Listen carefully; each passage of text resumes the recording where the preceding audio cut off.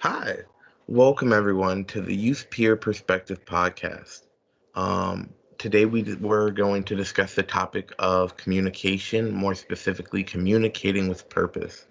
Uh, Figured it'd be a good one to get into with, communication looking so different and diverse today with the pandemic and just virtual school. So without any further ado, I'm Jalen. I'm Joshaunna.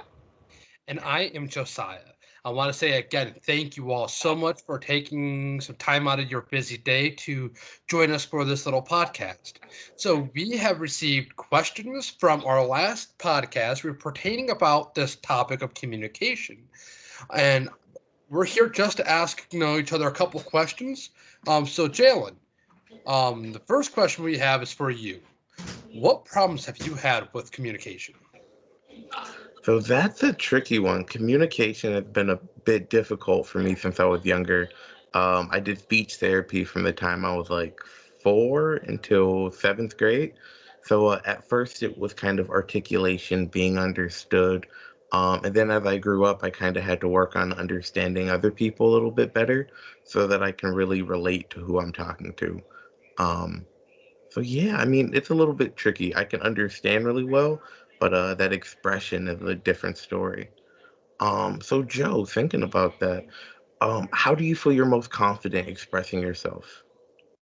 Well, there's quite a few different ways, but the one that I like the most is listening to positive, upbeat, and encouraging music, just singing along. And when I do that and I'm feeling upset or anything, any negative emotion, I can sing that music and I'll immediately get level headed again and I'll be able to communicate better and I will just be up for conversation more effectively when I do that. Um, and then Josiah, I've got a question for you. When do you disengage from a conversation? Yeah, that's a hard one, because there are so many different scenarios that you can go into. But yeah. Well, one thing I just want to say is thank you, Joe. Music speaks a thousand words to people. Every song can be interpreted differently, and a lot of people get emotions from music, and I think it's one of the things that binds all of us together. It is a powerful tool that everybody has as in their disposal. For me, for when to disengage, it's not easy. It's when you have to come to the realization of, am I getting through or am I just hitting a brick wall? For example, sometimes it could be with my parents. They now they'll be getting after me about something, and I can simply go, wait a minute, hold up. Even though I'm an adult, my parents are like, no, you're not back talking. I'm not trying to backtalk. I'm just trying to defend myself. I'm just trying to get my voice in because, I want to be heard by them. But I also need to know that to my parents, they don't want to hear my voice. They want to be the parent. I'm the child. They are the parent, and they are instructing. So I have to go, yeah, mom, yes, dad, end it for now. Then at a later time, when things have settled down, I can then try to re-engage that conversation.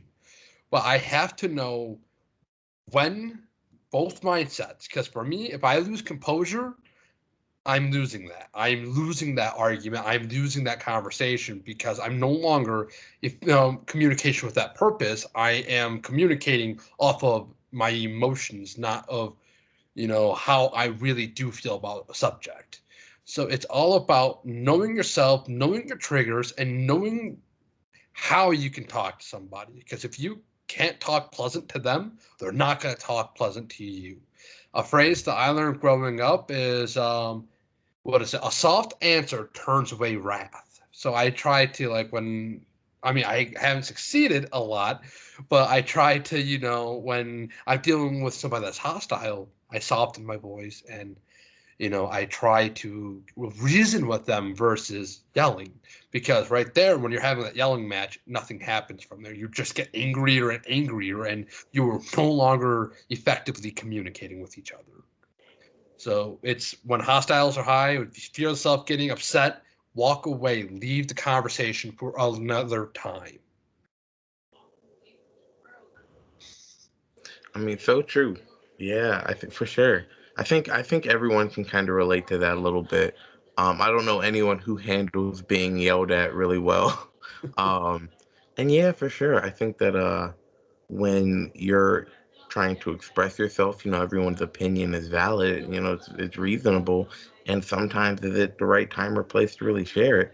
Is it going to really do anything for you, or is it just going to keep a situation going longer than it needs to? Precisely. Yeah, for sure. And I also, yeah, kind of just to backtrack a little bit, I really like what you said earlier, Joe, about like just singing something positive, uplifting. I think people are really sensitive to attitude, like what vibe or what place you're coming from. And so if you just get confident or full of joy or just, positivity, people usually respond well to that. And like I know if I'm feeling low, singing something that makes me feel up, feel higher. It's a great way to get into a better headspace. I know, Yeah. like, I don't like to talk when I'm super angry, so Oh, yeah. yeah, See, like, Joe, like when you're talking about music and whatnot, right next to me, I got one instrument here. I got another instrument right next to that. I can't sing to save my life either. But like I said, music